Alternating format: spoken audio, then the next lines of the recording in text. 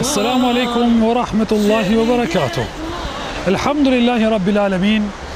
Wassalatu wassalamu ala rasulina Muhammad wa ala alihi wa sahbihi wa tabi'in wa tabi'ihim bi ihsan. Falënderimi takon Allahut subhanahu wa taala. Prej tij ndiem kërkojmë dhe vetëm të kajmë mbështetemi. Përshëndetjet tona më të përzemërta ja dërgojmë pejgamberit Muhammed sallallahu alaihi wasallam, familjes së tij të ndershme dhe shokëve të tij besnik dhe me gjithë ata besimtarë të cilët e pasojnë rrugën e pejgamberit Muhammed sallallahu alaihi wasallam deri në ditën e gjykimit. Shikues të nderuar, ja pra përsëri takohemi me juve në këtë natë të begatshme të Allahut subhanahu wa taala, duke ju dëshiruar agjerim të lehtë dhe iftar të këndshëm. Temën për të cilën do të bisedojmë sonte me juve është se si ta përjetojmë dhe si ta ndijmë kënaqësinë e muajit të Ramazanit. Ramazani ka kënaqësi. Këtë gjë nuk e përjetojnë përpos ata të cilët e kanë provuar agjerimin për hir të Allahut subhanahu wa taala. Nuk kanë agjeruar për dietë, nuk kanë agjeruar vetëm për shëndet, por kanë agjeruar për hir të Allahut subhanahu wa taala. Po marr parasysh sa është dita e gjatë apo ditët e nxehtë dhe vapës së madhe të verës, apo po marr parasysh se sa janë etur dhe sa janë uritur për hir të Allahut subhanahu wa taala kanë duruar. Vetëm se vetëm e kanë shijuar ëmbëlsirën e agjerimit. Ramazani është një muaj që përjetohet e nuk përshkruhet. Pejgamberi Muhammed sallallahu alaihi wasallam tha me një fjalë të tij: "Men lam yada qawla az-zur wal 'amala bihi, falaysa lillahi hajatun an yada'a ta'amahu wa sharabahu." Ai person i cili nuk e le gënjeshtrën gjatë muajit të Ramazanit dhe nuk e len punën me mashtrime dhe me gënjeshtra, ai nuk ka nevojë ta lej ushqimin dhe pijen e tij. S'ka nevojë Allahu subhanahu wa taala për agjerimin e atij personi. Pra agjerimi është përjetim dhe vepërmirësi. Nuk është qëllimi që agjeruesi vetëm të jetë i uritur apo i etur. Kaq, jo. Por qëllimi i agjerimit është që njeriu të arrijë pastërtinë shpirtërore. Andaj, eja ne të shikojmë pejgamberin Muhammed sallallahu alaihi wasallam. Pejgamberi Muhammed alaihi salatu wasalam gjatë muajit të Ramazanit ishte më aktiv se sa muaj tjerë. Kishte vullnet të madh për vepërmirësi, për dhënje të sadakas, lëmosh.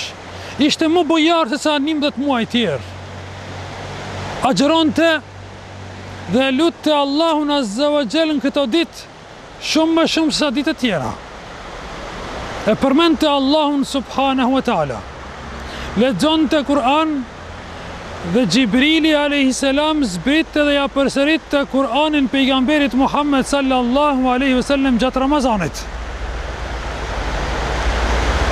Andaj na ka lënë një sjellje dhe një edukat neve pejgamberin Muhammed sallallahu alaihi wasallam, dhe është bërë shembull ty për gjithë njerëzit se si duhet një agjerues të jetë gjatë ditëve të Ramazanit. Jo vetëm të jetë i uritur dhe i etur, por të jetë edhe aktiv, më aktiv sa muaj tjerë. Me namaz të teravive, me lutje të shpeshta të Allahut azza wa jall, me dhënje dhe me sadaka dhe me zeqat, dhe me përmendje të Allahut azza wa jall, dhe me çdo vepërmirësi. Sepse çdo orë e Ramazanit është e shenjtë tek Allahu subhanahu wa taala. Tër ditën dhe tër natën njeriu shkruhet se është në adhurim. Andaj nuk duhet që njeriu ta humbas këtë rast. Ti kalojnë ndonjë orë pa e shfrytzuar në vepërmirësi, në ndëgjim të Kur'anit, në leximin e tij dhe në vepërmirësi të ndryshme.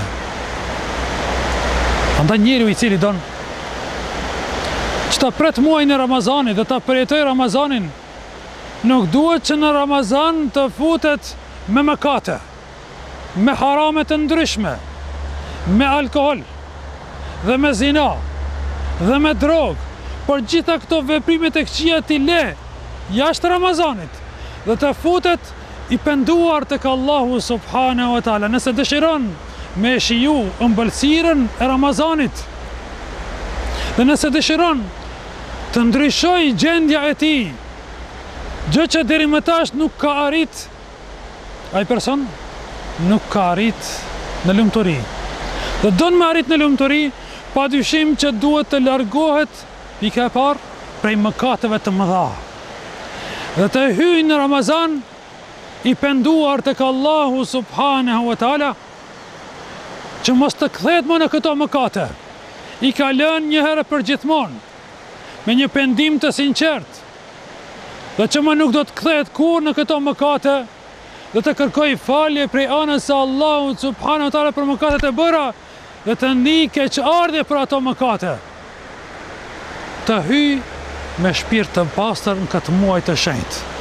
Ramazani është një musafir i Allahut subhanahu wa taala, ku duhet ne t'i hapim dyert e shtëpijeve tona dhe ta presim Ramazanin mua ashtu siç e ka prit pejgamberi Muhammed sallallahu alaihi wasallam bashkë me familjen e tij. Ti qasëm e muajit të Ramazanit me familjet tona, me familjet tanë, ti mësojmë se si duhet të agjerojmë. Andaj, si pikë e dytë njeri duhet të di vlerën e Ramazanit për të arrit kënaqësinë në këtë muaj. Me ditë vlerën e Ramazanit. Allahu subhanahu wa taala në këtë muaj të Ramazanit i ka zbritur gjitha librat qiellor. Allahu azza wa jall në ditën e parë të Ramazanit i zbriti fletushkat e Ibrahimit alayhis salam. Pastaj i zbriti në ditën e 6 Tevratin. Në ditën e 13 e zbriti Allahu azza wa jall Injilin. Dhe në ditën e 18 e zbriti Allahu subhanahu wa taala Zeburin.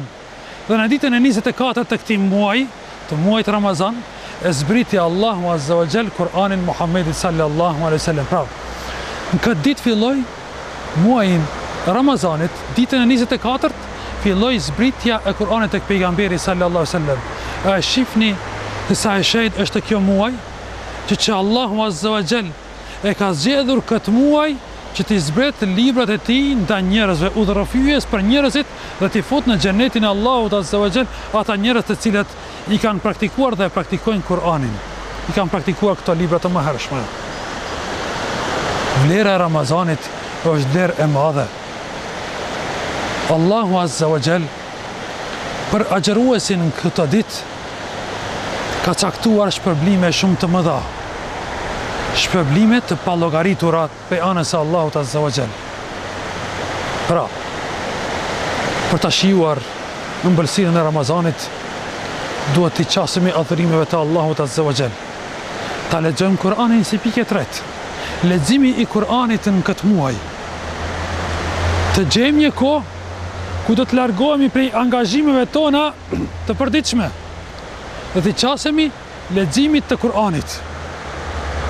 Si pikë e katërt, ta ndëgjojmë Kur'anin sa më shumë kur jemi në kerr, në makinë, kur jemi në punë, ose dikun tjetër, ose me ndëgjueset tona me mobil, të lexojmë Kur'an, të ndëgjojmë Kur'an, sepse muaji Ramazanit është muaji i Kur'anit. E mos të ndëgjojmë muzikë, të largohemi prej muzikës në këtë muaj. Edhe muaj tjerë, po sidomos në këtë muaj.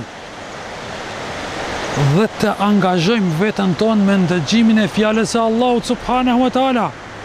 Një muaj t'i qasemi dhe Allahut subhanahu wa taala. 11 muaj tjerë ja angazhuar për veten tënde. Këtë muaj kushtoja Allahut subhanahu wa taala maksimalisht për ta shijuar ëmbëlsirën e besimit, ëmbëlsirën e muajit të Ramazanit, ashtu si ka shiju pejgamberi Muhammed sallallahu alaihi wasallam. Ata njerëz të cilët e kanë shijuar ëmbëlsirën e Ramazanit, ata shpresojnë që gjithë viti të jetë Ramazan, sepse muaji i Ramazanit e ka një ëmbëlsirë më ndryshe, Gjithë njerëzit e ndinë këtë gjë. Është një atmosferë që dallon prej muajve tjerë. Madhëria e Allahut subhanahu wa taala bën këtë gjë. Më pak probleme kemi në këtë muaj, sepse shejtanët janë të prangosur. E ndim një far aromë të Ramazanit më ndryshe, një aromë të besimit tek Allahu subhanahu wa taala. E nëse i qasim edhe me veprat tona, pa dyshim që këtë lumturi do ta nim edhe në zemrat tona. Ai njeri i cili ja kushton jetën e tij Allahut subhanahu wa taala dhe i shfrytëzon këto momente të caktuara të madhruara prej anës së Allahut subhanahu wa taala, pa dyshim që Allahu azza wa jall do ta shpërblej atë njeri, do t'i përgjigjet lutjeve të atij njeriu. A dini sa shumë probleme kemi? A dini sa nevojë kemi për Allahun subhanahu wa taala? E si ti pranoj Allahu azza wa jall lutjet tona nëse ne nuk i qasemi këtij muaji të Allahut subhanahu wa taala? Andaj, të qasemi muajit të Ramazanit për të na pranuar Allahu azza wa jall lutjet tona. O Allah, na fal mëkatet tona. O Allah, largoj problemet tona prej mesit ton. O Allah, bëje shoqërinë tonë, shoqërinë kosovare të udhëzuar në rrugën e drejtë dhe largoj gjitha të këqijat nga kjo shoqëri. O Allah, mbroje këtë vend tonë prej çdo të keqeje.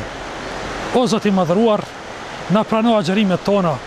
O Zot i madhëruar, shëroj të sëmurit tanë. O Zot i madhëruar, laj borxhet tanë. O Zot i madhëruar, ruaj fëmijët tanë prej çdo vesi të keq dhe prej çdo vepre të keqe. O Zot i madhëruar, na mëso që të hyjmë në xhenet o Allah dhe na shpërble për këtë të ditë të agjërimit deri në ligjëratën tonë të ardhshme. Assalamu alaikum wa rahmatullahi wa barakatuh.